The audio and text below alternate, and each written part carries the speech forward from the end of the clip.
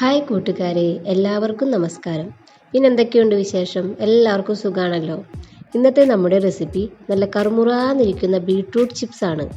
അപ്പോൾ വീഡിയോയിലേക്ക് പോകുന്നതിന് മുമ്പ് നമ്മുടെ ഈ ചാനൽ ആദ്യമായി കാണുന്നവർ പ്ലീസ് ഒന്ന് സബ്സ്ക്രൈബ് ചെയ്യണേ.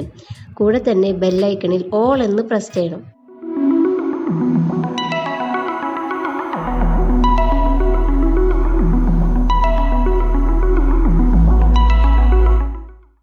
ഞാനിവിടെ 2 ബീട്രൂട്ടാണ് എടുത്തിരിക്കുന്നത്. ഇത് തൊലി കളഞ്ഞ് നീളത്തിൽ കട്ട് ചെയ്തെടുക്കാം. മാക്സിമം കനം കുറച്ച് കട്ട് ചെയ്യുന്നതാണ് നല്ലത്. എല്ലാം ഇതേപോലെ നീളത്തിൽ കട്ട് ചെയ്തെടുത്തിട്ടുണ്ട്. ഇത് ഒരു പാത്രത്തിലേക്ക് ഇടാം.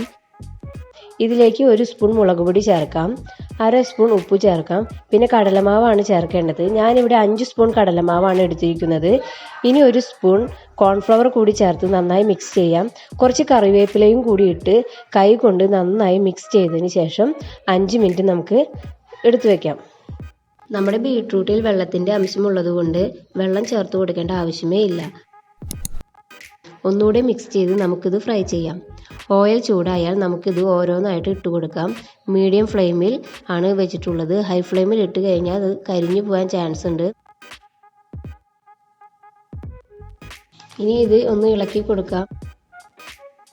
നന്നായി ക്രിസ്പി ആവുമ്പോൾ കോരിയെടുക്കാം. അങ്ങനെ എല്ലാം നമുക്ക് ഇതുപോലെ ഫ്രൈ ചെയ്തെടുക്കാം.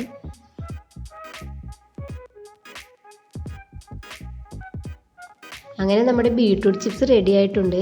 എല്ലാവരും ട്രൈ ചെയ്യണം. ഇത് വളരെ സിമ്പിളാണ്. 4 മണിക്ക് ചായയുടെ കൂടെ ഇതൊന്ന് കുട്ടികൾക്ക് കൊടുത്തു നോക്കൂ. നിങ്ങൾക്ക് ഈ വീഡിയോ ഇഷ്ടപ്പെട്ടു എന്ന് വിചാരിക്കുന്നു. അടുത്ത ദിവസം വേറെ റെസിപ്പിയുമായിട്ട് വരാം. Thanks for watching. ബൈ.